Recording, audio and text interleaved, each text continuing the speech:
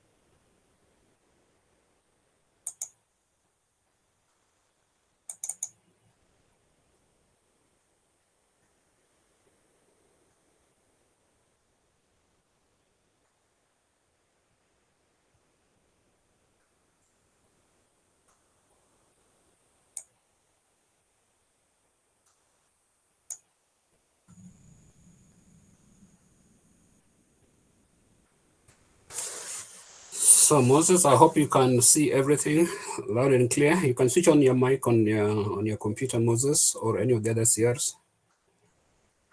Yes, I can So see. you can read. Yeah, FE501 applied electronics. No, 45 just tell me hours. that you. No, I just wanted to tell you to tell me that you can read it well, right? Because if Yeah, you can that's sit, right. all the other students can sit well. You know, there's some students who are trying to log in now, and I normally use full screen presentation to maximize on the space on the screen. So I can hear them trying to get in, and I can't see them. So tell the students that if they become late, I will not be able to admit them because it interferes with the class. It interferes with the class. Okay, so this is our course. This is what is expected of us to cover. Wow, I can't see the presentation.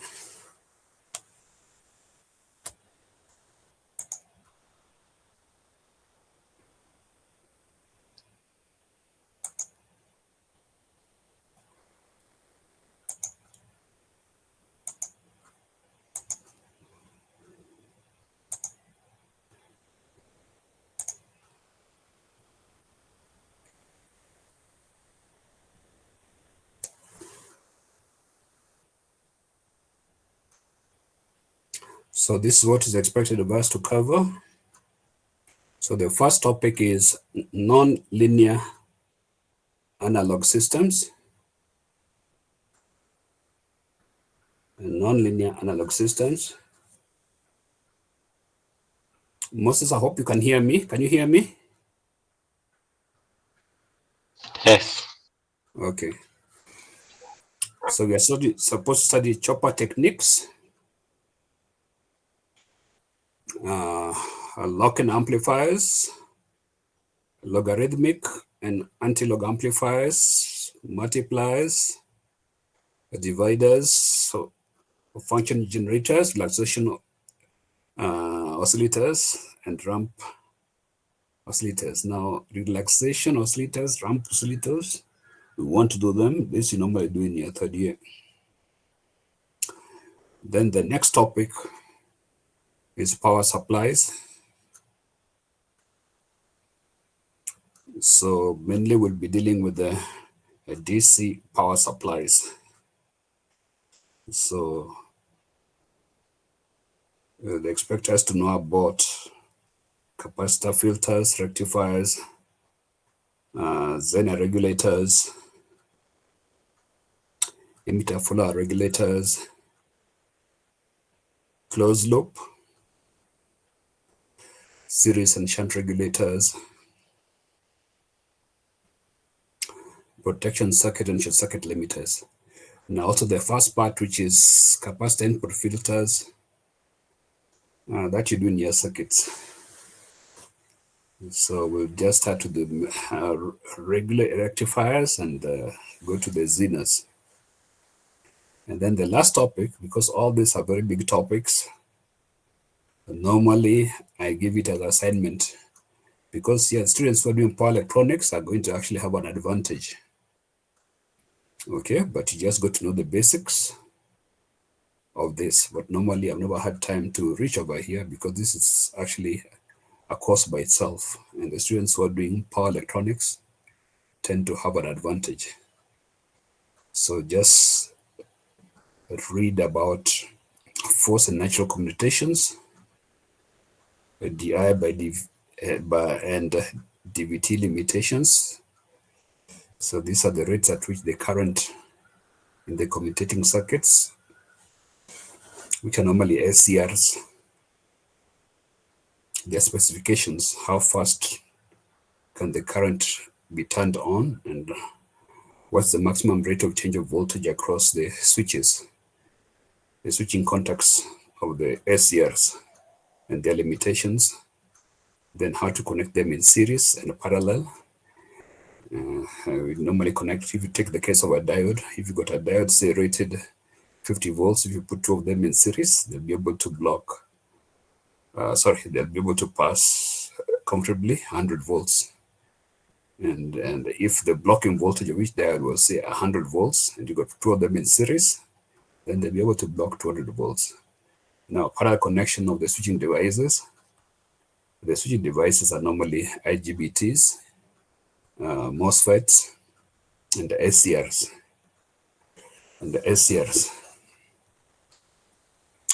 So parallel connection is normally used when we want to increase the current going to the load. So if you could say one switching device, let's take, and this also applies with transistors. Suppose you got and a power output stage, maybe in your third year, you studied class B output stages. And most of the times in class, in the theory class, we normally just use one transistor at the output stage. So one transistor switching the load to the upper voltage, and another transistor switching to the lower voltage from ground. So if one transistor can handle, say, 10 amps, then you put 12 of them in parallel, they'll be able to handle 20 amps. So that is what we normally do when we want to increase the current rating of your drive system. So if one transistor can drive, say, 10 amps, put 12 of them in a parallel, it will be able to drive 20 amps. That is what is known as parallel connection. So parallel connection is to increase the current capability of the system. Series is to increase the voltage.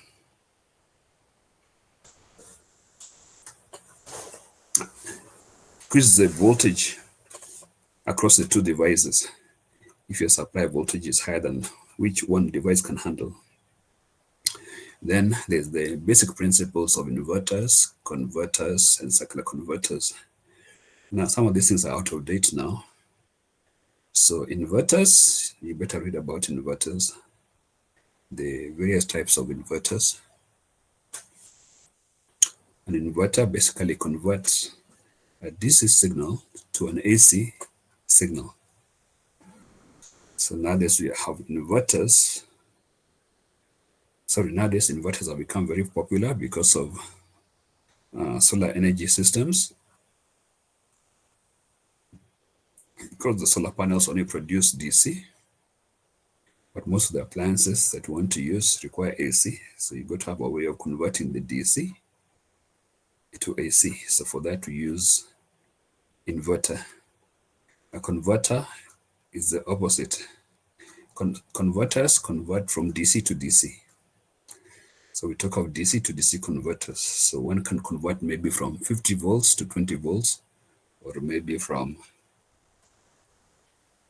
say, for example, your laptop power supply, the thing that you plug into your laptop, it will take an AC voltage from the wall, which is normally 240 volts RMS. But immediately after this, the first circuit inside, that device is actually a full bridge rectifier. So to convert it to DC. So it's just a bridge rectifier. I don't know if you studied bridge rectifiers in your third year. If you have one diode in series, it will be called a half-wave rectifier. If you have 4 diodes, they can be connected in such a way that you get DC immediately.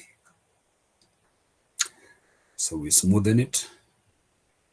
It comes about 340 volts, but it's now a DC, rippled DC. We can smoothen it with using a capacitor across it. In fact, I can just show you here. But this part of our course today is just an introduction, so I won't go into so much detail.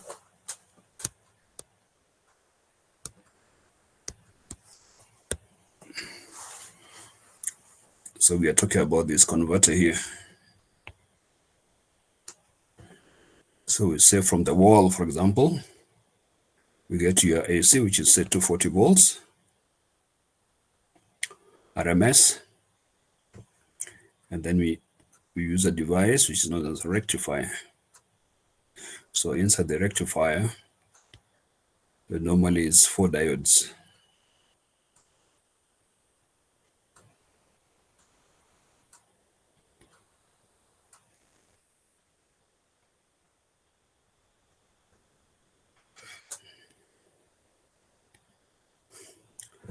So here you're going to get a full wave, then we use smoothing capacitors, and then we get your DC. Normally it would be around maybe 340 volts DC. And from here,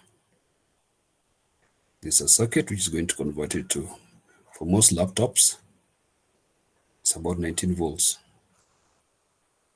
DC. So this device is called a DC to DC converter. DC to DC converter. So there are many applications for these DC to DC converters. So to power up your laptop inside your desktop computer, the desktop computer has got so many direct voltages which are required. So for any of you who assembled who's assembled a desktop computer, the converter has to give so many voltage. To drive the hard drives, you need about 12 volts. To drive the processor, if it's a new generation processor, maybe 3.3 volts. To drive the cards inside the desktop computer, you require different voltages. So the power supply must supply all those different voltages. So those DC to DC converters used inside the computer power supply. Here I'm talking about the internals of the desktop computer. Has got very many power supplies. It will have 12 volts, plus 12, minus 12, plus 3.3, and many other voltages. So converting those voltages from a high voltage of 340 volts to the DC, which is required by the various parts of the circuitry, we use a DC to DC converter. So this would be called a step-down DC to DC converter because you put in say 340 volts DC, you get lower voltages than 340. Now there's some DC converters which are called step-up DC converters, which you can put 340 volts and steps it up to 400. For example, if you got an electric car, say like a Nissan Leaf or the first generation Tesla cars, if you're charging it from your house might have 240, but the voltage of the battery is like 400 volts. So you got to step up the 240 volts AC, convert it to DC, then convert it to a higher DC to be able to charge the battery at 400 volts. Some other cars, like the Porsche, need 800 volts. They use an 800 volts battery. The same applies to the new generation Teslas also. So if you're going to charge it from inside the house, the maximum voltage you can get from the supply inside the house, if you're in Kenya, is 240 volts. If you rectify it, smoothen it, you only get about 340 volts. Then you get to step it up to 400 volts, slightly more than 400 volts to charge a 400 volts battery. So there also you need a DC to DC converter. But now this one will be called a step up DC to DC converter. So to step up, we just use a transformer. There's a high frequency transformer. Transformers can step down or step up, depending on the ratio of windings of the primary to the secondary. So that is the thing with the converters. We use them everywhere, so many, everywhere. Welding machines, car chargers, your laptop chargers, anything that uses DC. If you got even, what can I say?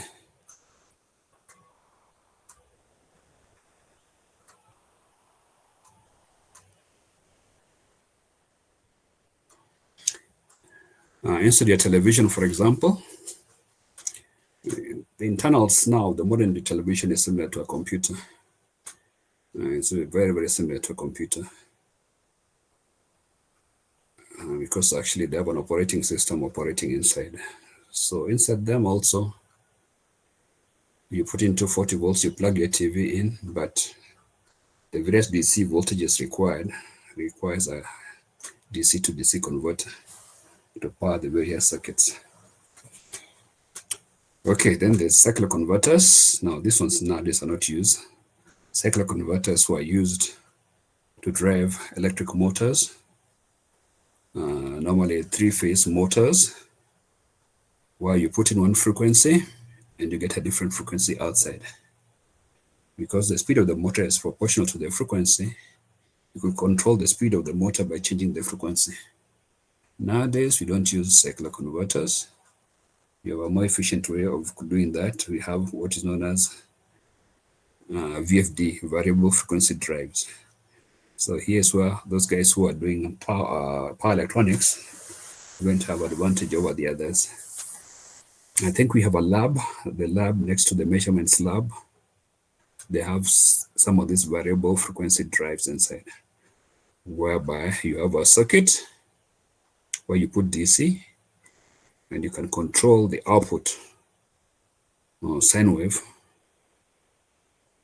by changing the switching circuits which are there at the output to produce a 3-phase variable frequency. Now this has become very, very popular.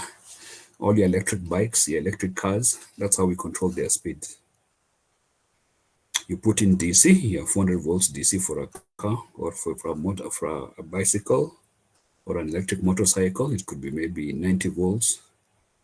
Convert that DC from the battery to an AC, which is 3-phase, and you can control the frequency of that AC, of that 3-phase AC, by your throttle control, and therefore increase the speed at which the motor spins.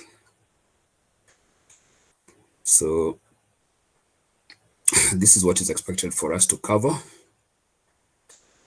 This is what is expected for us to cover. So the little part you'll have to read for those who are not doing heavy. But I think all of you do power electronics. I'm not so sure. CR, but I think all of you do power electronics, right? Yes. I think all of you do power electronics. Yeah, because this course is actually a power electronics. So, Applied so electronics. No, huh?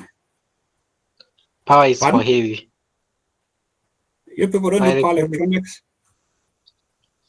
not all of us. Power electronics is for heavy group. Hmm. Yes. Okay. So anyway, you got to know about inverters, a bit about converters only. And then these are just specific DI, DT limit, and DVDT limitations. Those are just specifications of the switching devices. Just like for a transistor, you study a transistor a lot. For a transistor, some of the characteristics which are important for transistors, like its gain, right? In third year, I think I took you for labs, and you were taught to find out some of the important characteristics of BJT transistors. We're calling them H parameters. But H parameters are just small signal parameters. They're not high current, high voltage parameters. So you need slightly different models to model a transistor. So in the H parameters, you are looking at things like the current gain, the forward current gain, the reverse current gain, the input impedance or input resistance, and the output resistance. Okay. And then maybe you could have observed how these parameters vary with frequency. For switching devices, the rate at which the devices switch in terms of current flow through the switch is called di by dt. The rate at which the voltage passes across the device of the two terminals of the switch is called dV by dVt limitations. Okay, so this is what is expected for us to cover. So I'll start with the first topic, which is our chopper stabilized amplifier. Chopper stabilized amplifier.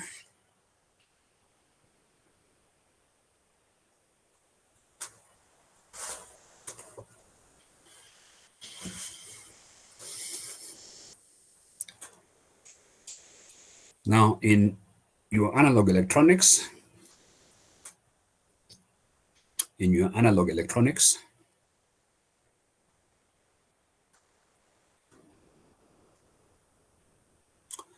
you study the behavior of transistors in various configurations, when used in various configurations.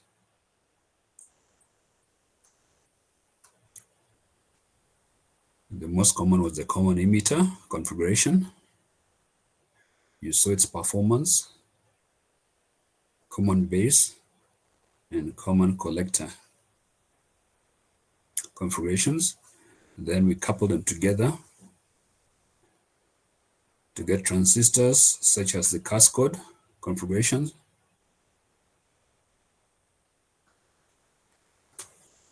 I'm not sure whether you did a differential cascode. CR, could you tell us why we use cascode configuration?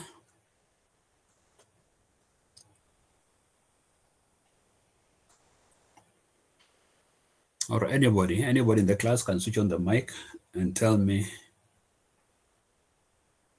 why did we just end at maybe building amplifiers with a common emitter?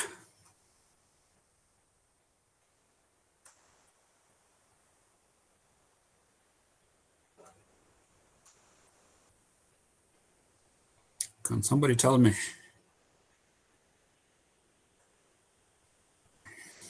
To increase the amplification of the signal. Pardon? To increase the amplification of the signal being entered at the input. We are talking about the cascode. Cascode. I hope you know what the cascode is.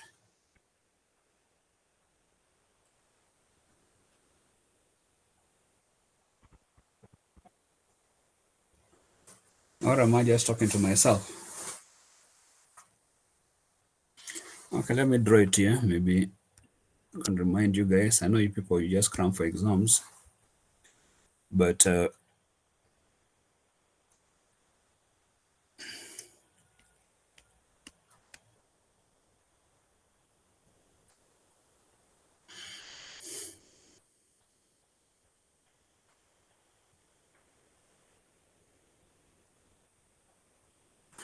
Okay, let me do it in another page.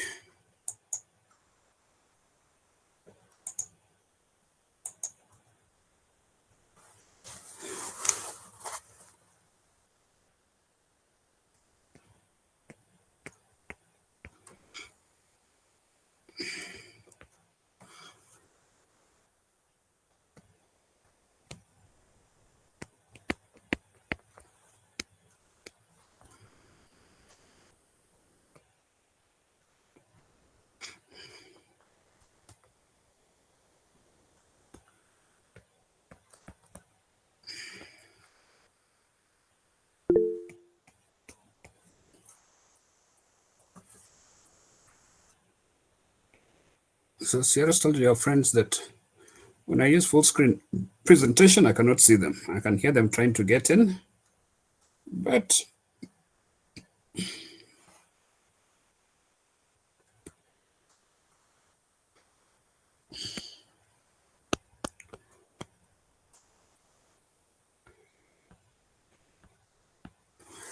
so this is a cascode configuration.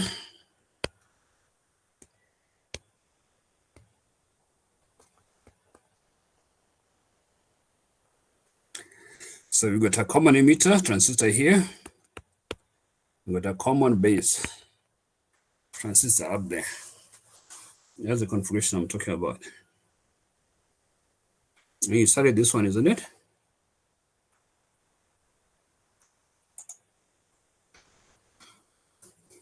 Because with the cascode, you get all the benefits of the common emitter, which is high current gain.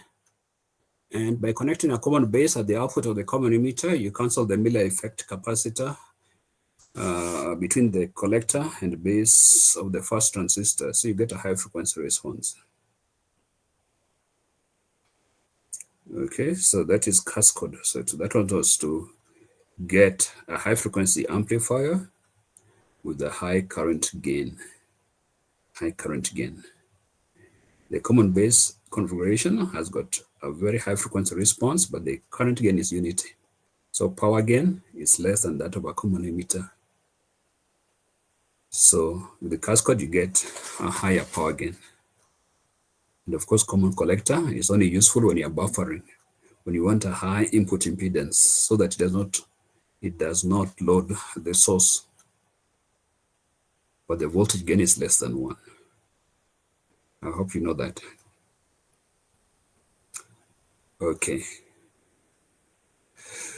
So a chopper stabilized amplifier, if I just read my notes over here, a chopper stabilized amplifier is used to amplify very slowly varying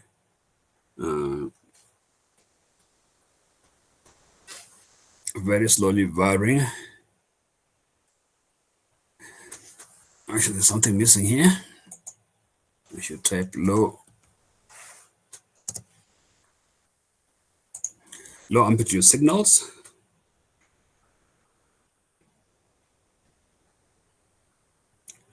to which to most extent, what did I type here? Extents and purposes can be considered to be DC. So the input signal VI is such that, I think I'm giving you people notes which I did not edit.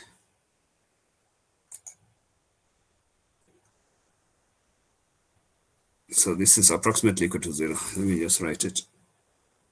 In the notes, I think which I posted to you, it's edited. It's such that the rate of change of the input signal with respect to time is approximately equal to 0.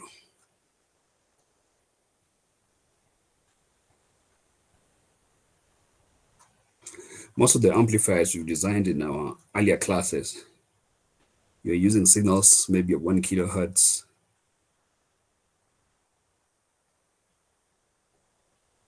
If you did Class C amplifiers are normally used in radio frequency. Most of the radio frequency transmitters which work at most radio frequency transmitters work at from about 550 kilohertz all the way to like 30 megahertz for broadcast band, means for radio transmissions.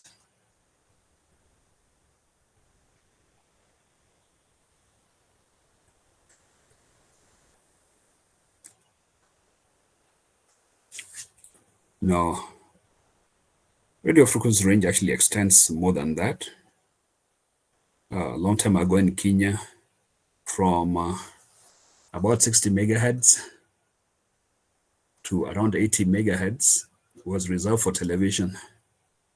So KBC used to transmit band 1 over there. Then from 88 megahertz to 108 megahertz is the FM band. So that's for commercial broadcasting, FM band. That's also radio frequency. And then above that band of frequencies, above 108 megahertz, there's a gap, and then it goes all the way to like 270 megahertz, which is reserved for special purposes, communication like the airports, the police, and all these other agencies of government. And then we used to have band 2 television, about 270 megahertz, all the way to slightly less than 400 megahertz. And then UHF band was from about 470 megahertz all the way to about 840 megahertz. For those of you who've been in Kenya for a long time, KTN was the first television transmitter, private licensed television transmitter, and it was transmitting from Limuru at around 806 megahertz. Now above 800 megahertz, which starts at 900 megahertz, all the way to like 1.2 gigahertz, that's the GSM band. Those are reserved for mobile phones. And from about 2.2 to 2.5 gigahertz, that's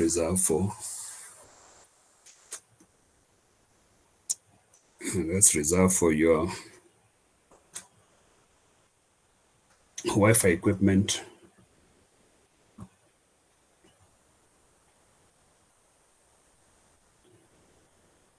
So there's Wi-Fi at about 2.5, and there's another high frequency Wi-Fi at about 5 gigahertz.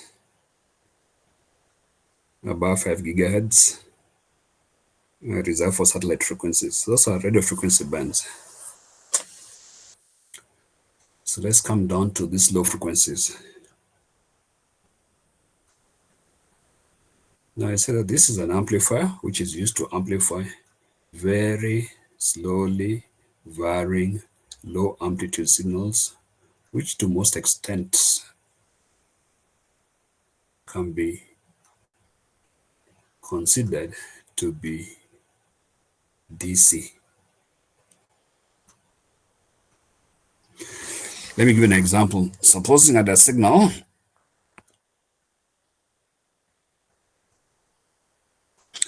typically the voltage is typically less than 50 millivolts. So this axis is amplitude. Then I've got a signal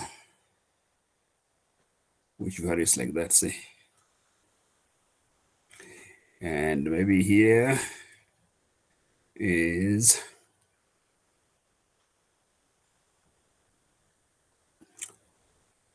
say 1 day.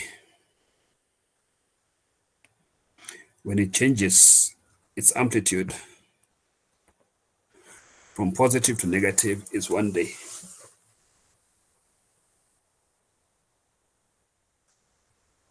The amplitude is less than 50 millivolts.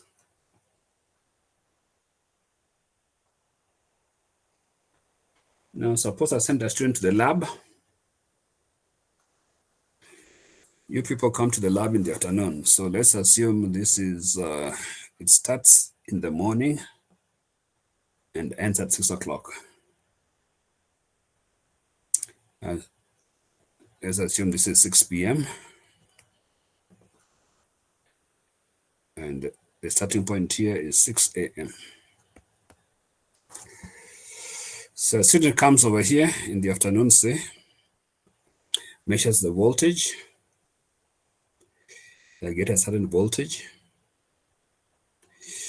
His lab is 3 hours. So 3 hours, let's assume 3 hours is here.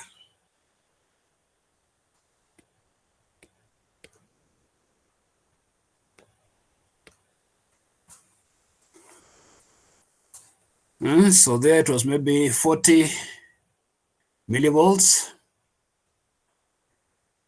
When he comes, waits after 3 hours, it's still almost 40 millivolts. You give a student a multimeter to measure. You'll think this is a DC. That signal is actually a DC voltage because it does not change its orientation during the 3 hours that he has been there. So according to the student, this is actually a DC signal.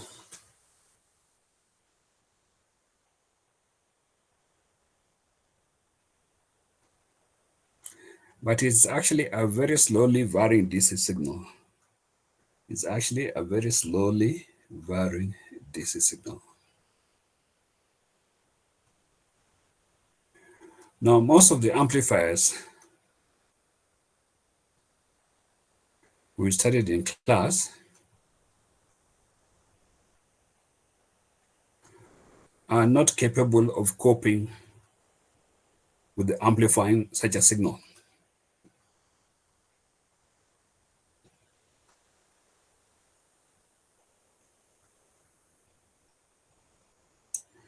Because the frequency is too small, it's too low.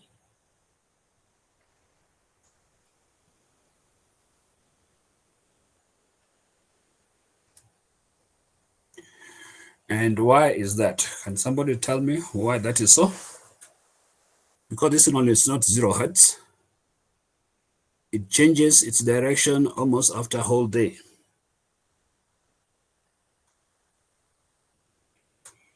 Okay, 6 a.m. to 6 p.m.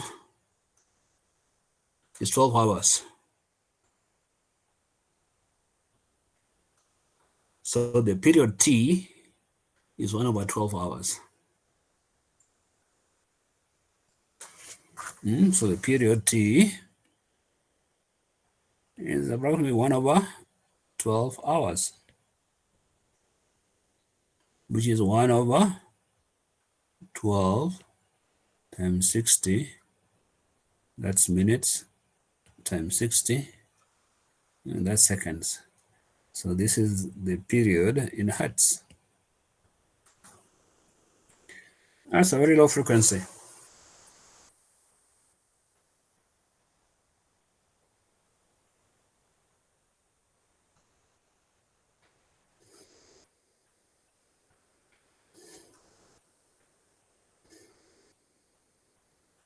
Now, what would happen if we were to put this signal to the amplifiers we studied?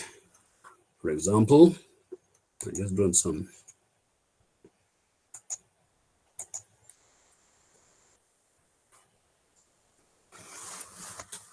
In class,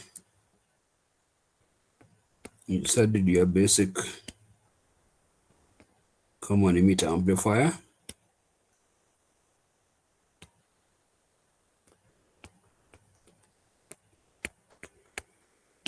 So this is your V naught.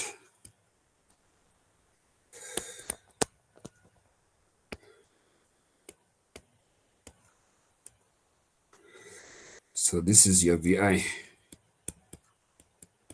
or T. Let's assume I bias my system correctly. Like a typical good amplifier, you could study in class. Maybe this could be 4.7K. Maybe this is 68K. This could be maybe 22K. This could be say 10 microfarads. And this could also be maybe another 10 microfarads. But we can even make it better. Let's make it 50 microfarads. That's a common amplifier. Now, if I put that signal, this is a signal which was varying very, very slowly, where from here to here was 12 hours. So F is 1 over T, which is 1 over, we said, 12 times 60 minutes times 60 seconds. Well, this was the frequency in hertz. What would happen? Why is this circuit not able to amplify it?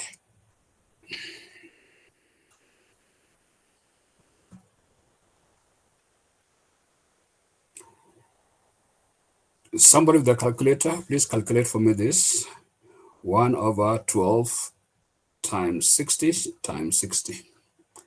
Give me the value in hertz. Somebody with the calculator, just switch on your mic, we can write it down.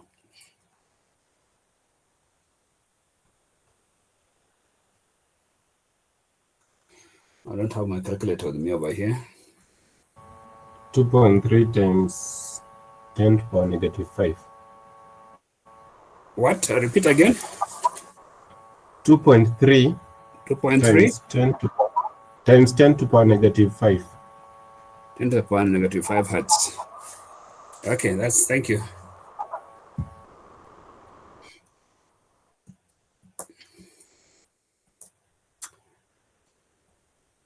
So why is this circuit not able to amplify this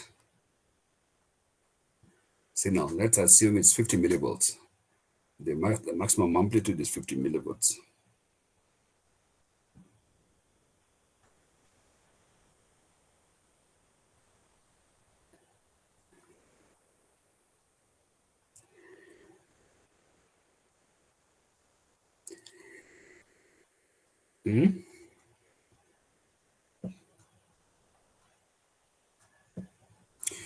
Let's assume the amplitude VI is 50 millivolts.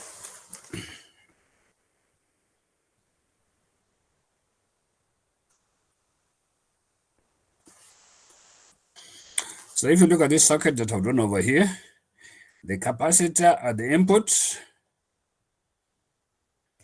let's call it Z1, before your resistors, we call this other one Z2. The emitter, we'll call that reactance, say Z3. So the gentleman who's just calculated for me, now Z1 will be equal to 1 over 2 pi FC, right?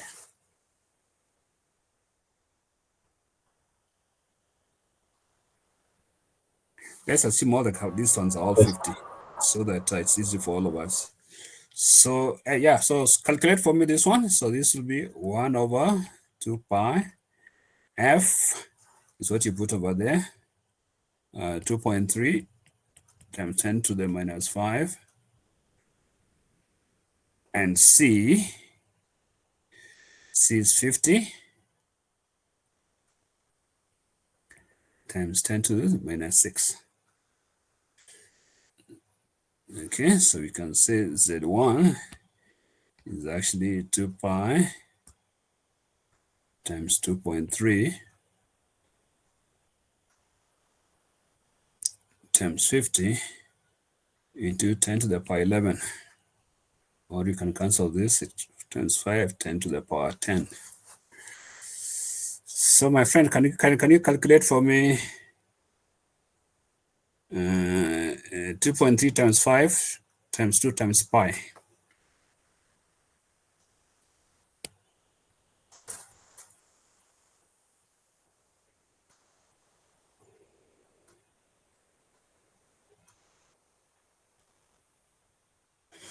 Or we can say Z1 is 100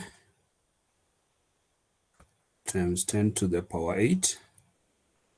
Then you can divide 2 pi times 2.3.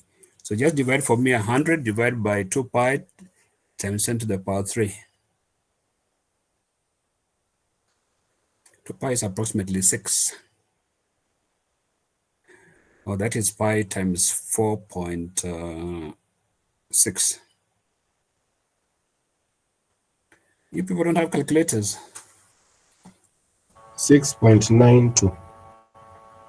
So Z1 will be 6.92 times 10 to the power 8.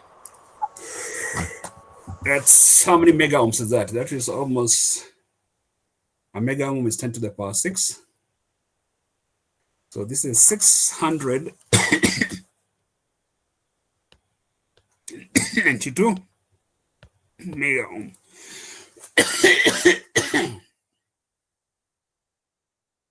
And all the reactance of all these capacitances will be 6 times 10 to, sorry, it will be 692 mega ohms.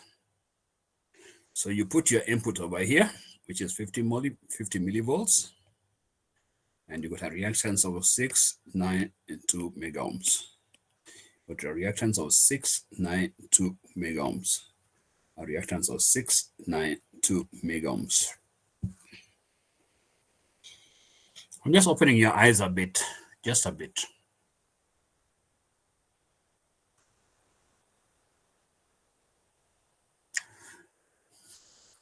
What's the input impedance seen looking into the input of your transistor? In this case, this one is 22K, the bottom one is 22K, this is 68K. So it will be 22K in parallel with 68K, right? In parallel with the input seen into the base of your transistor. And the input seen into the base of your transistor will be approximately 1 over HIE plus RE. The emitter resistance should be maybe about 1K.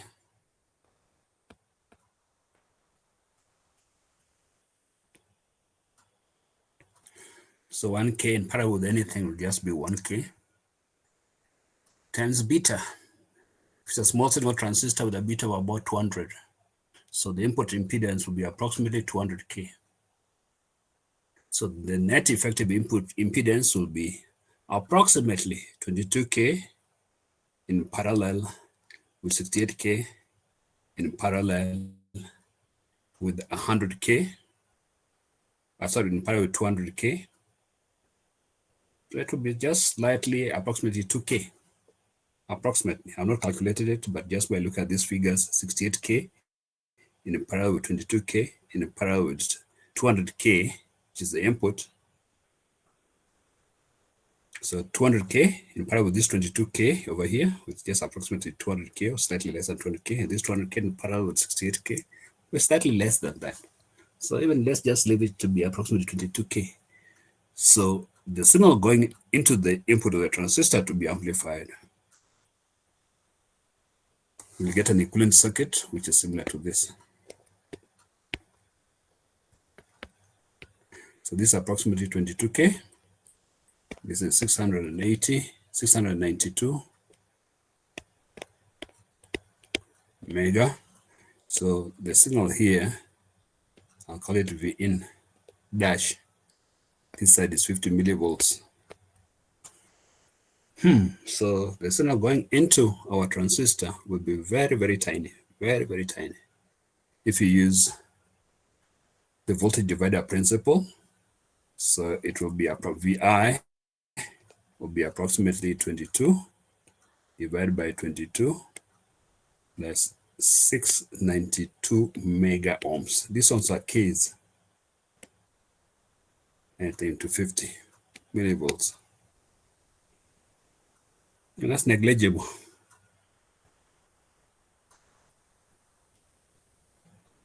So this circuit will never work. So this is just a reminder of some of the theory you did in your third year. So this circuit, the common emitter circuit with capacitive coupling, this is called capacitor coupled amplifier, will not work because the reactance of the capacitor, both at the input and at the output, are so high that all the signal will be lost across that reactance. So that is with your common emitter circuit. Common collector will not work because the gain is only unity. Cascode will not work.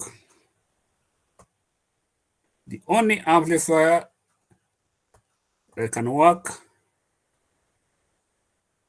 approximately is the operational amplifier.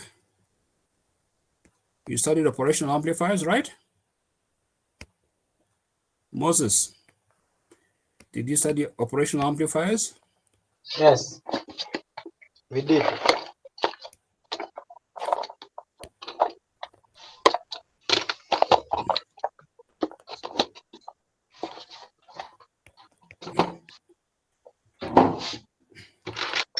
Hey, Moses, why is there a lot of noise in that office of yours?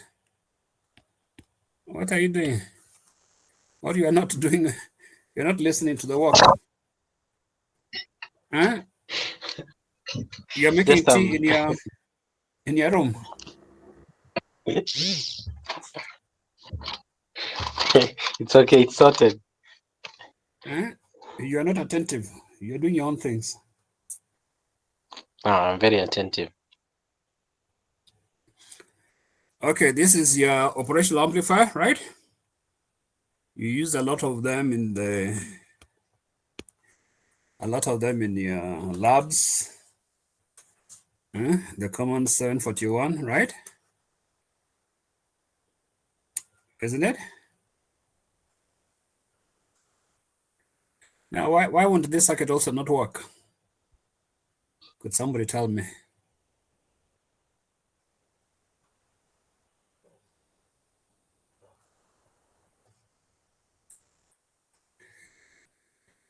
Our input signal is a 50 millivolt signal. It's varying very slowly with respect to time. It's varying very, very slowly with respect to time. Say that the period can be considered to be 1 day. The period can be considered maybe between 2 days. The period may also be considered to be 1 month.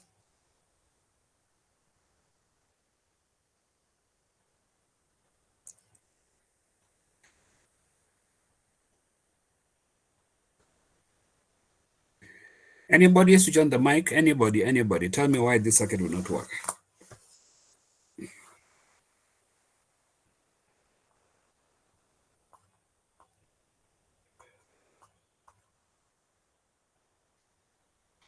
Everybody's quiet. Okay, let me go to my other computer and call names now.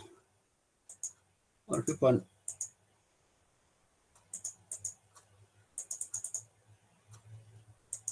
The computer is frozen. My student computer. Oh. Hebson. It is Hebson Nyango, something like that. Abel Hebson.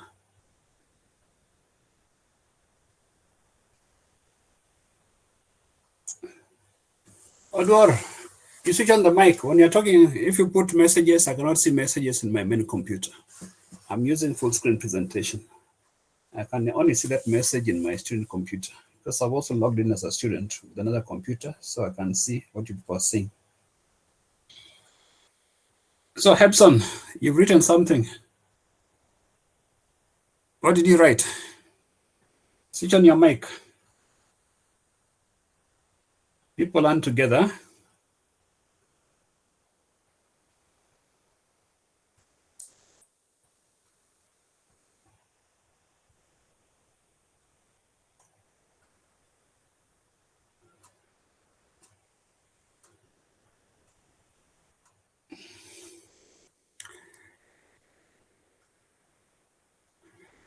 Okay. The operational amplifier is actually an emitter coupled amplifier. So it's an amplifier which is designed to amplify signals all the way to DC.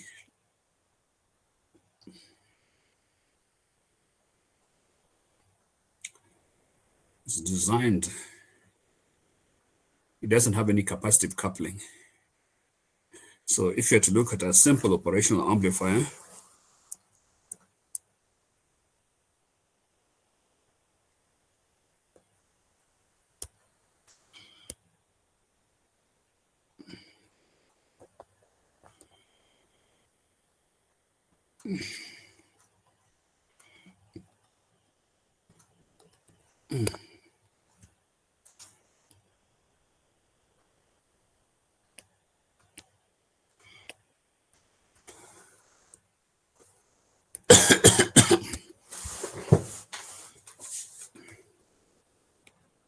so when you're studying op amps,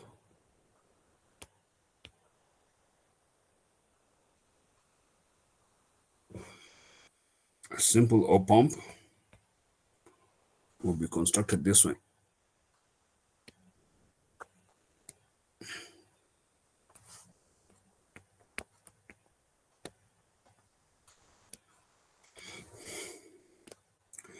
I'll draw a very simple op amp.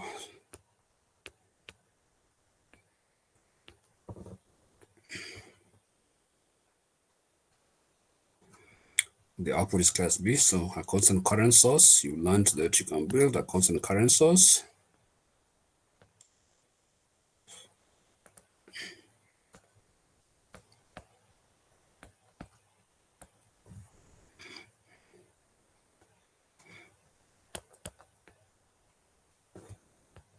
So this is just a constant current source. Even this one here can build it exactly like this one.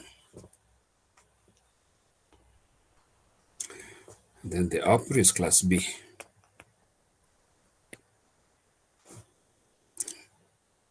I'll just draw a very simple output stage.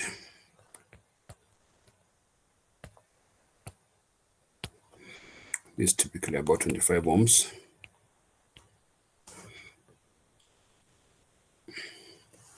So this will be plus VCC, which is typically maximum 15 volts. Then you can have your load. And this is the ground, 0 volts. And this is minus VEE. It's not typically minus 15 volts. For most of pumps, that's the limit. This is your feedback, actually. The two inputs are normally, let me just.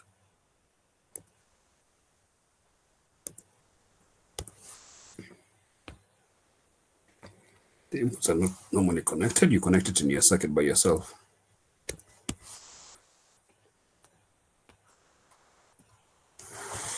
So those are the two inputs. So like the Sun4 one, this is the output is normally pin number 6. And the two inputs, one of them is inverting, or let's find out the one which is inverting. For example, if the input, this input to the left, if it goes high, this signal over here will go low. This one goes low, this goes high. And the output here will go high. So for this one, this is the positive input, and this is the negative input. So that's a typical op amp. So the input stage is a differential amplifier comprising of, say, let's call this one Q1 and Q2. That's your differential amplifier, different stage, or your emitter coupled amplifier. This transistor over here, let's call it Q3.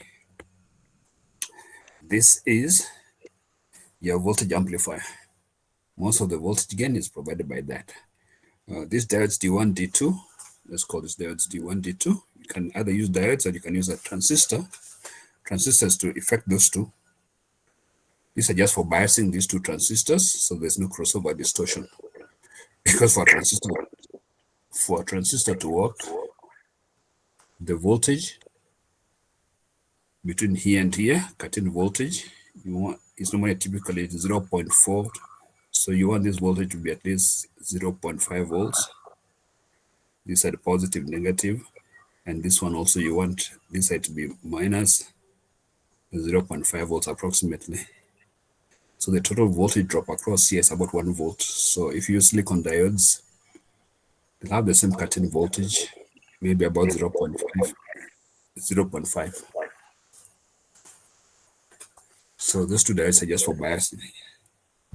You can do the same thing with their transistor. It's called a voltage multiplier circuit, but this will cover much later on.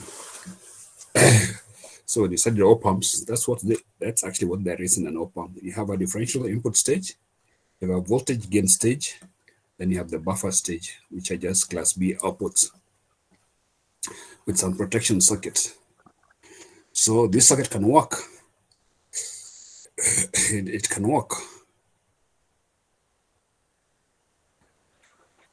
all the way from DC.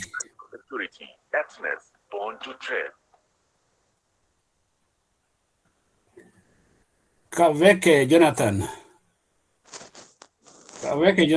why are you disturbing the class?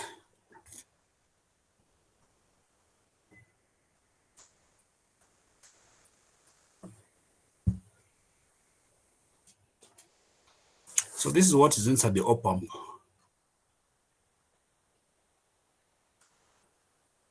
So, but normally we don't draw. We do not draw this. We draw a simplified circuit of the op amp. But let's look at this circuit more critically.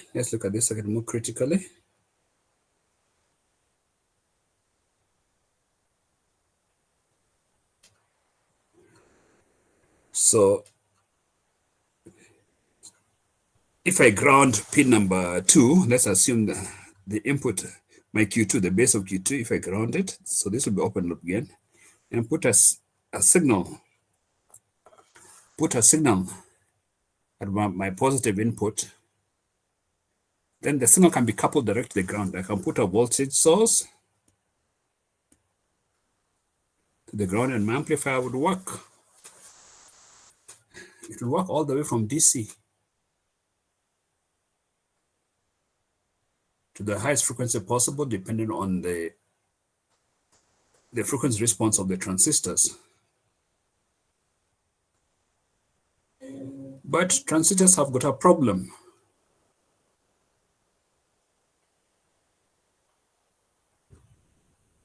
The collector current depends on the temperature.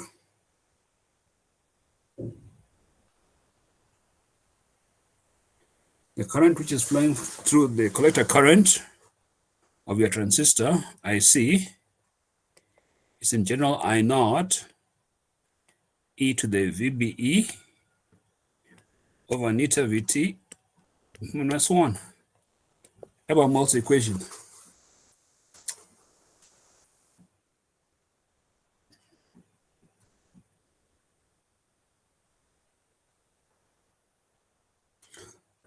Where neta is 1 for silicon, 2 for germanium transistors.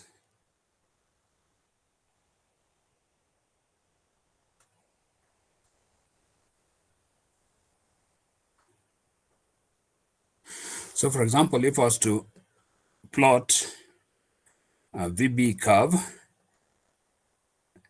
let's assume this is IB. Remember, IB times beta will give us your IC. And this is VBE. So at temperature T1, this will be the curve. As the temperature increases, you're going to get a curve like that. When the temperature increases, when the temperature is lower, you get the lower curve. So when the temperature increases, the collector current will be more. When the temperature decreases, the collector current will be less. Similarly, when the temperature increases, the gain of the transistor will be more. When the temperature decreases, the gain of the transistor will be less.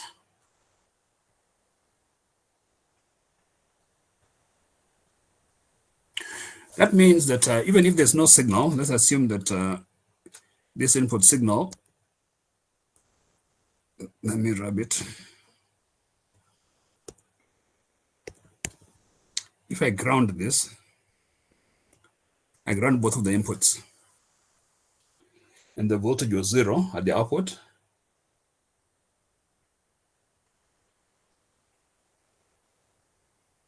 Then as the temperature increases, we are going to start getting an output voltage, which is referred to as an offset voltage, because number one, these two transistors at the input Q1 and Q2 are not absolutely matched. So that's referred to as an offset voltage.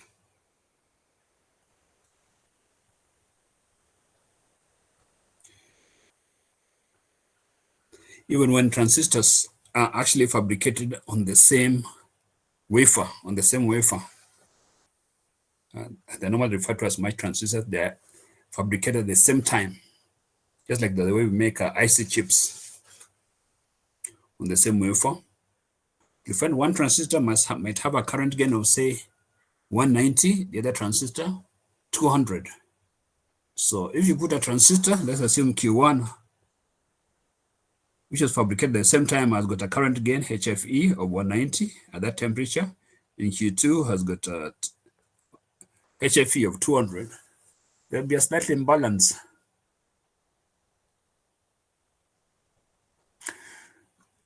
So to balance the input, one, if you are biasing it, remember all these circuits before you use it, you go to bias it. You'll have to bias Q1 slightly more so that the collector currents are equal, because its current gain is less. So the current required to be injected at the input of one transistor with respect to the other one side that the output is zero is referred to as the input offset current. The voltage that is required to be put at the input of one of the input transistors, say that the input circuit is balanced, say that the output is 0, is referred to as the output offset. It's referred to as the input offset voltage.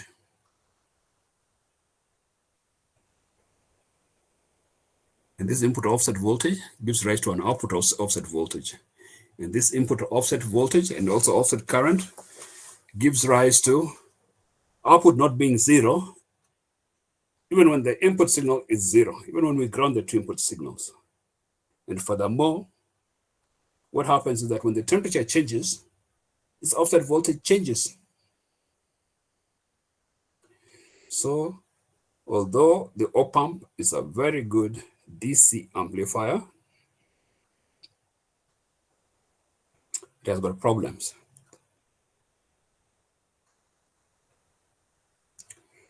Said that it cannot be used to amplify very low level signals, which are varying very slowly with respect to time. For example, most of our systems, instrumentation systems nowadays, the output of this amplifier will go to a signal processor, normally a digital signal processor.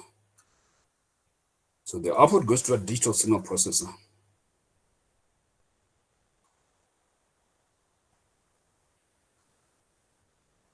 Now for the digital signal processor, which connected to the output, whatever appears at the output, it will consider it to be a signal.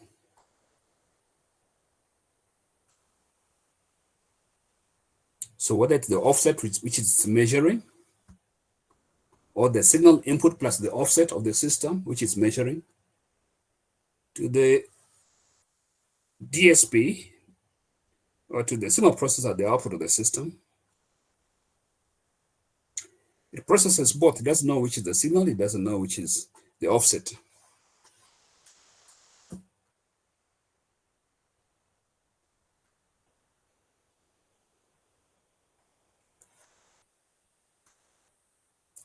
So this is a problem we have with DC amplifiers. I think you studied instrumentation amplifiers in your fourth year. Instrumentation amplifiers are just made from op-amps. Here, I've given you a very simple implementation of an op-amp. Later on, we shall see their internals in slightly more detail.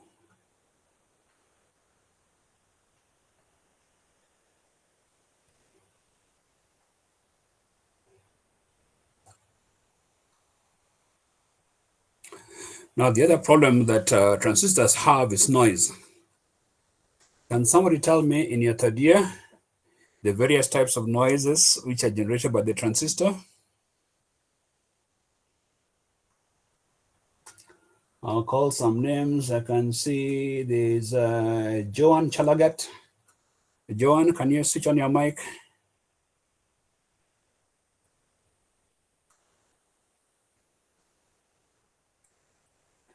Joan Chalagat. These people are not in class, so I'll take a roll call orally.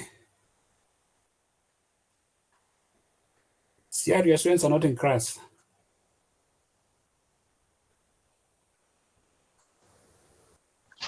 They are, maybe they are. Maybe some are in the library, can't unmute. No, but I'm calling them. They've logged in and they're not there.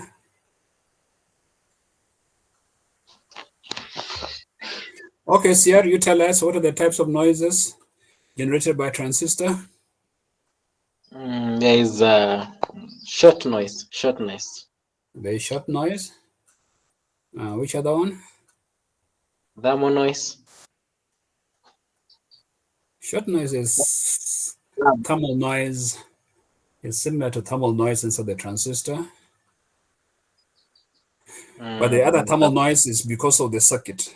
For all resistances inside this amplifier will generate their own thermal noise.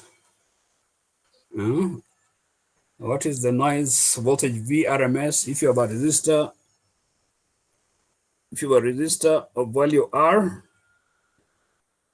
or the noise generated across it, V noise RMS will be equal to root 4KT BR, where R is in ohms, T is Kelvin, and B is the bandwidth of the signal you want to pass.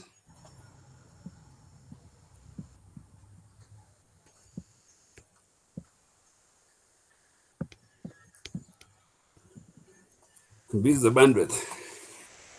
So the larger the resistances inside your circuit, the more the noise generated.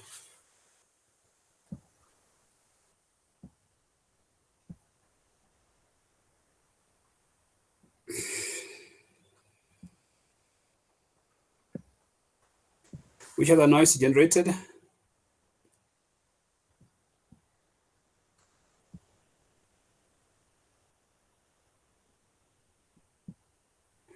So you take down, I'm not giving it in your notes, the short noise. There's what is known as flicker noise.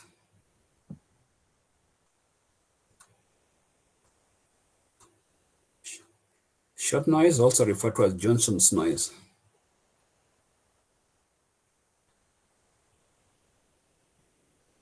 Flicker noise, remember short noise as a Gaussian distribution, it's flat. Flicker or 1 over F noise. So short noise, if you check the spectrum, short noise almost flat. Flicker noise, so this is frequency axis. This is amplitude. Flicker noise goes something like that. The amplitude something like that.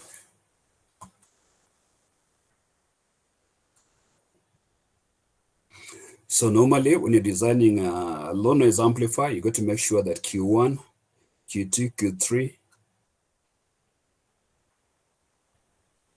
has got as low noise as possible. There are transistors which are low noise. So you pick transistors which got the lowest noise. Of course, most manufacturers of instrumentation amplifiers Instrumentation amplifiers, they come in form of IC. So if you just go and Google instrumentation amplifiers, you get ICs. So the scientists have already taken care of that. But it still has got problems due to input offset voltage, input offset current, and their variation with temperature.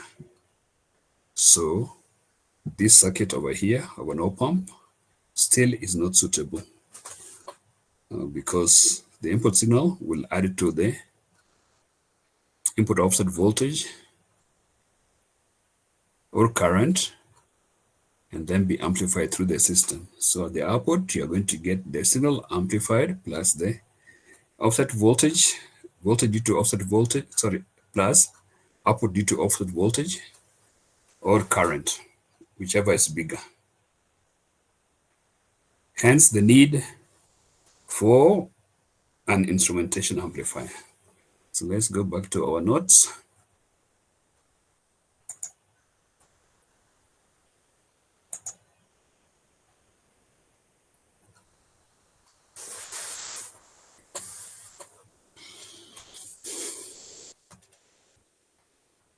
So we've seen the problem of amplifying very low level signals such as rate of change of input voltage with respect to time, or their frequency is approximately equal to 0. Now, why do we get such signals which vary very slowly with respect to time and their amplitudes are very low? So such signals are obtained in transducers which are connected to buildings to measure stress and deformation using strain gauges.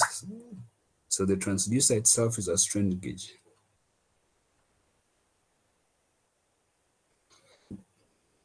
In countries like Kenya, it's not common. But in countries like Japan, where the buildings are built in earthquake-prone zones,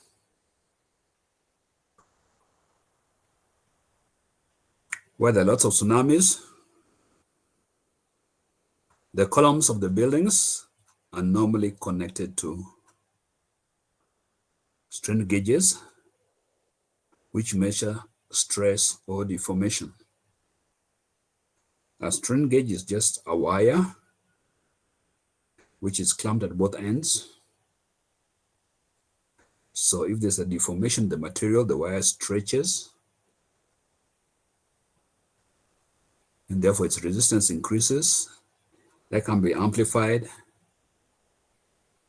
and then processed by a computer to show how much deformation has taken place. Tall buildings, very tall buildings, can sway in some of those very tall skyscrapers. If you're at the top of them, they can move by at least 1 meter or even 2 meters, depending on the force of the wind. So there's a maximum limit that is allowed before the structure collapses. So those tall buildings also will have measurement devices to check their movements. The other application is in monitoring temperature in closed loop control systems using thermocouples. So there are many applications of this in industry. For example, in the brewing process, pasteurization process, you want the temperature to be fixed within a certain limit.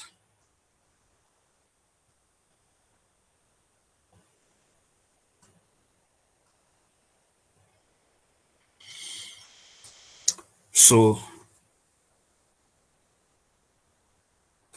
when everything is okay, the temperature will be fixed.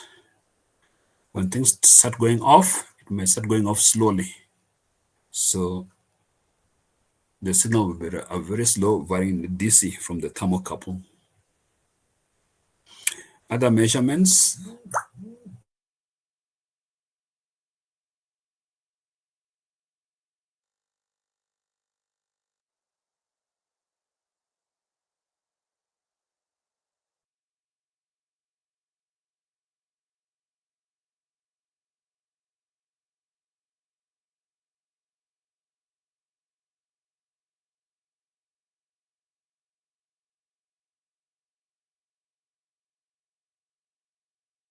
Stop.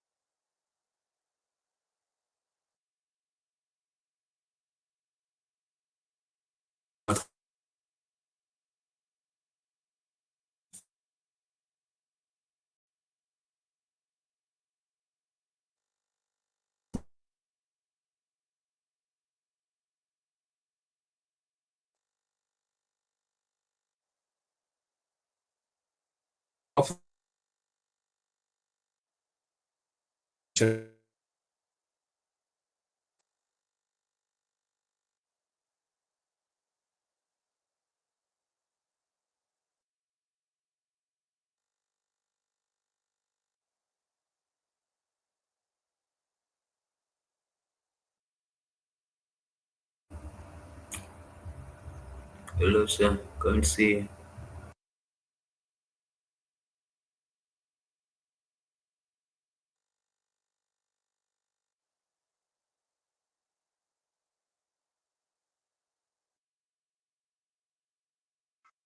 Mnasikia? Hello, sir. I can't see you. Unataka kumuona ama unataka presentation we? I can't.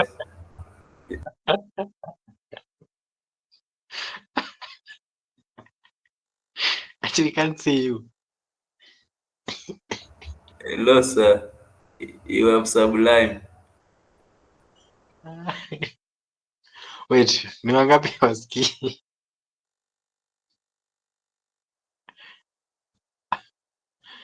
Ah.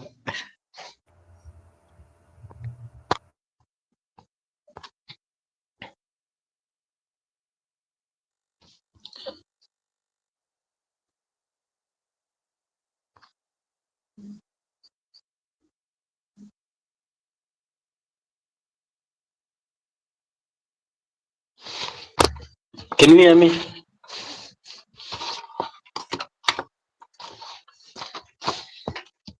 Metia wapi tuendelee? We Mose, merada hizi vitu Hizi hazihitaji kurada. bado tuko page 1 bana, Bana, mtu wa automation. Mose bana. Kwani wote walienda heavy? Shida yako ni kufikiria wii tu. Huwezi jisaidia.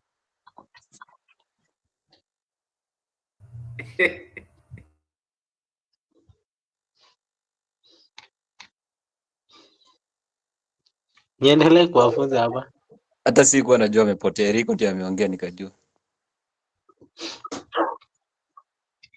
Juu hakuna kitu nashikanisha.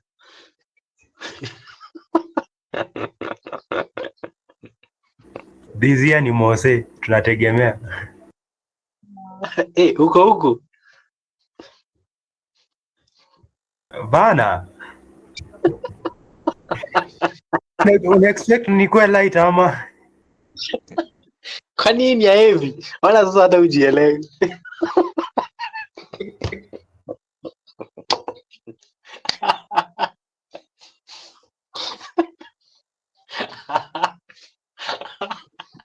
Hey.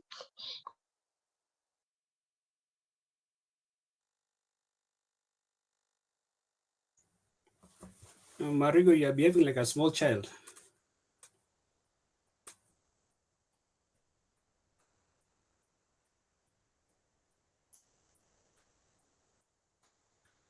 The network can have a problem.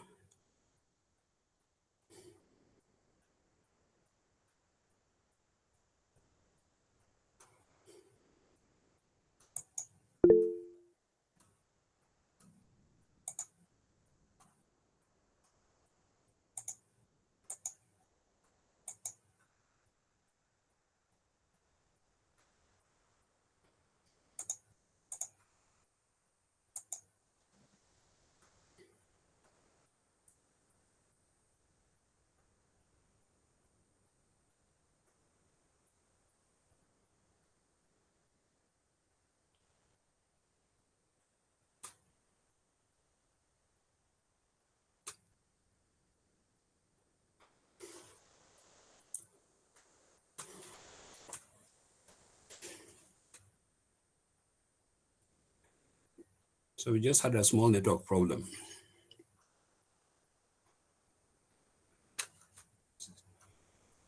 So please don't behave like that. I've got two computers in two different networks, so that when one network goes, I know what the problem is.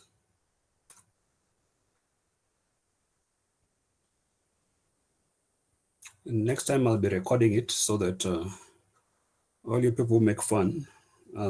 I'll give you the recording. I mean, I'll use the recordings. Okay, so let's conclude today. So we are talking about transducers, which are used for seismic measurements to monitor ground movements, ground faults, earthquakes. So most geological departments of universities, of government, people are prospecting for things like oil or prospecting for minerals. Those people, like in South Africa, who mine gold or diamond in very, very deep wells inside the earth, they've got to be cautious of earth movements, otherwise the people get buried inside. So sensors are placed in the earth to monitor these earth movements. And since the signal can be static for a very long time, this signal, when it's going to the amplifier that amplifies it should not introduce its own signal to give a false alarm. The other is in analog computers. Nowadays, analog computers are not so common, but long time ago, we used to have an analog computer in that room, which is next to the MSc class, also next to the measurements class. Analog computers are very good in that they are very fast. You put a signal inside at the input, and it's just a propagation time of the electrons to the output of the system. So they are very fast. And they were used long time ago to launch rockets. But nowadays, the speeds of digital computers have also come up. So nowadays, they're not so all that common. So I'll just read the last paragraph, second last paragraph, which reads that because these signals vary very slowly with respect to time, here I've just given a few examples. Because these signals vary very slowly with respect to time, they can be considered to be DC signals, hence require an amplifier whose response is down to DC in order to provide suitable amplification. Now, a practical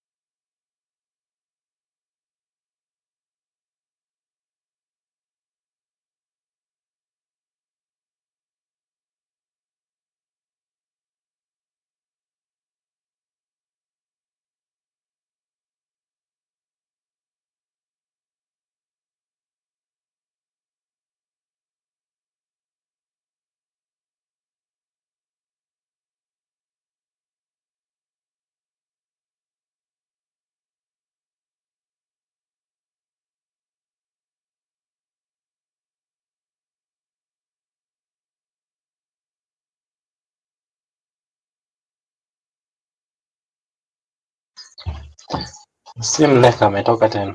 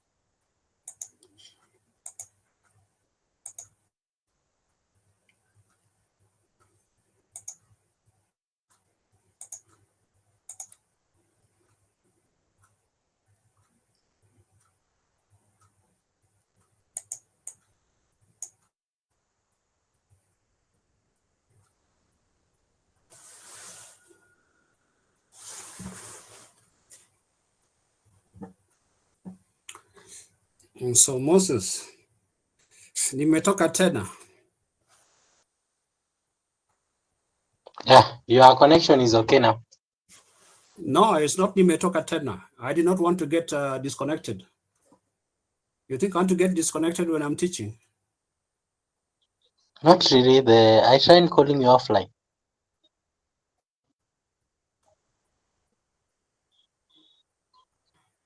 Okay, so let's conclude. In fact, I just wanted to conclude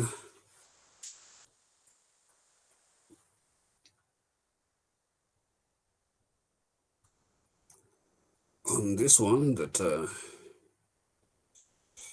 the op-amp, which I've shown you the internal construction, which is just a DC amplifier, and therefore it can amplify signals up to DC. And since the signal of interest, those signals which are up to 2 DC, however, they are not suitable. They're not suitable since they suffer from VIO drift and IIO drift.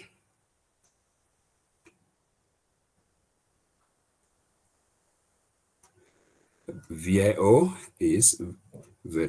drift is variation of the imbalance voltage due to VBs of the input transistors with respect to temperature.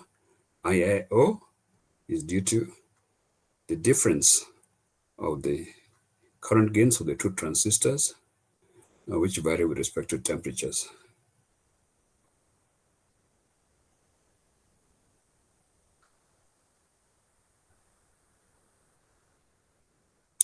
So I've said here, practical DC amplifiers, e.g. op-amps, however, not suitable since they suffer from the drift, which have order of the signal to be amplified, which when referred to the input, which have order of magnitude of the signal to be amplified when referred to the input. The implication of this is that the processing circuit at the output of the amplifier cannot differentiate between the input signal and the signals due to the offset. And I've given you the details, what VIO is, what IIO is. Now, the above two effects can be decreased substantially by careful matching of the long-tailed pair. The long-tailed pair is the two input transistors that normally refer to long-tailed pair because at the emitters, normally we have either a large resistance or we have a constant current source. So the above two effects have been decreased substantially by careful matching of the long-tailed pair or the two differential amplifiers or the emitter coupled amplifiers at the input, and by temperature control of the substrate. So when they're fabricated in one substrate, we temperature control it. However, the latter technique is expensive and achieves Drift voltages of order of 1 microvolt per degree centigrade when referred to the input.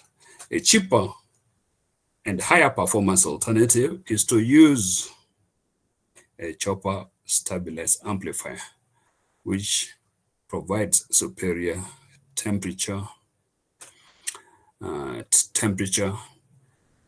I think here I should read, and drift performance.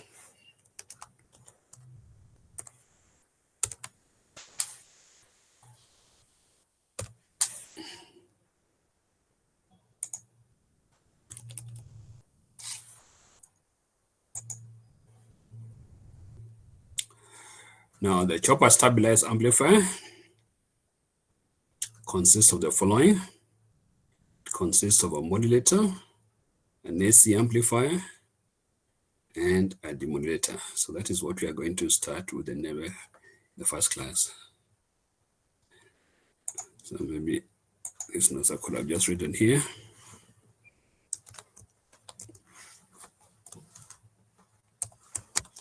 Short form for chopper stabilized amplifier, just a CSA.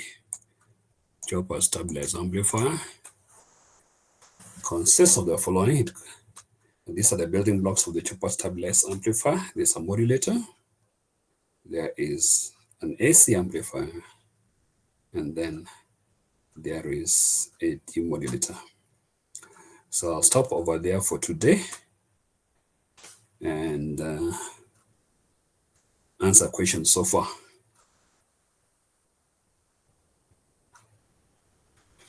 Any questions? Any questions so far? Yes, I have a question. Yes, someone? Yeah, in the beginning of the course, you talked about KBC and how they were transmitting at a band of frequency less than FM. Yes. How was that signal able to reach all corners of, let's say, Kenya? KBC. In your telecommunications, we have various frequency bands. So band 1, which is reserved for television, starts from about 54 megahertz up to about 60 something. Up to 60 something megahertz, up to about, I think about maybe 68 megahertz, something like that. So KBC had a transmitter which is located in Limuru. If you pass Limuru, you'll see a very tall tower over there. And then transmitter was very powerful. It was more than 10,000 watts. So it could cover all the way to the lower parts of Machakos, all the way to beyond Nakuru, all the way to the most of the northern parts of Kenya. Now, for other areas like Eldoret, Kisumu, the western part of Kenya, there's another transmitter which is located in Timboroa.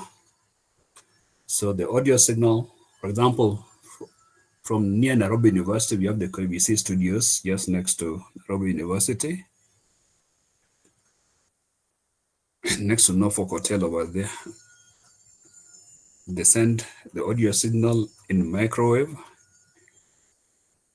Actually, the audio signal is sent by FM at a microwave frequency. The video signal is also sent by FM at a microwave frequency. So you see that tall tower at KBC, it's got dishes. So those dishes point towards Limuru, where the transmitting station is. There's no transmission at what we call the broadcasting house next to the university there. There's no transmitter there. The relay, there's a microwave transmitter there with the audio. It's converted to FM. The video is converted to FM at microwave frequency and sent to Limuru. Then Limuru, there's a microwave receiver which receives both the video signal and the audio signal, which are an FM, and then demodulates it and then connects it to the TV transmitters. So the TV will have transmitter, will have a carrier and a sub-carrier. So if the band 1 frequency is say like 64 megahertz or 60 megahertz, let's say, then the AM signal, which is a video signal which has been recovered at Limuru, will be transmitted at a frequency of 60 megahertz.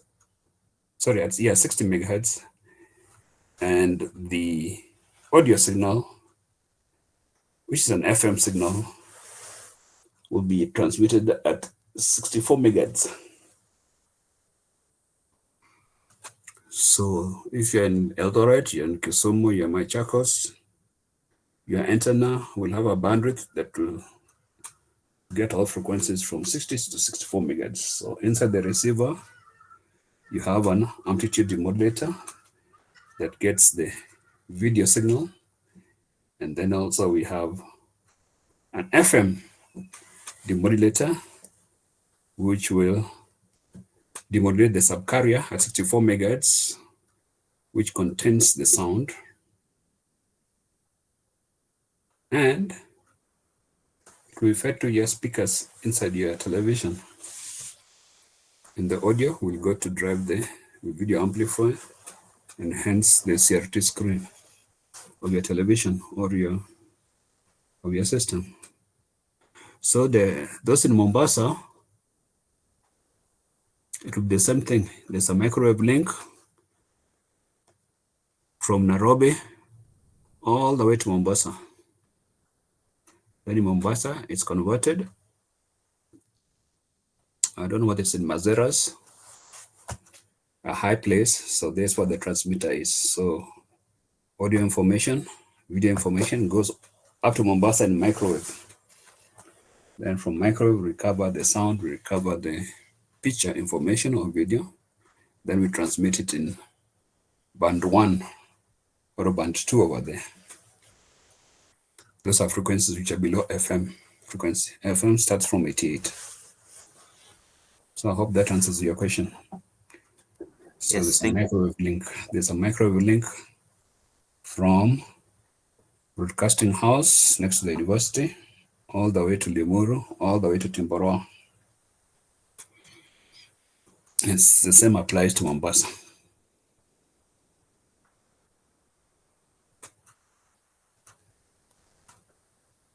Any other question?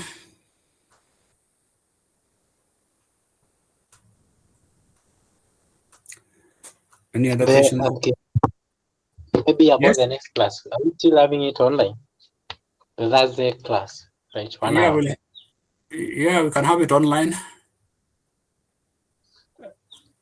You can have it online for this month. Okay. Yeah. All right. Is that okay with everybody? Huh? It's okay. It's okay. So Moses, don't say that Amanda Tena. Huh? My interest is not to disconnect you people, my friend. What will I gain with Amanda? If the network goes, it goes. I understand. Okay, so thank you. There are few students who are yet to be added in the classroom. We'll be sharing with you some new emails. You want them in the classroom.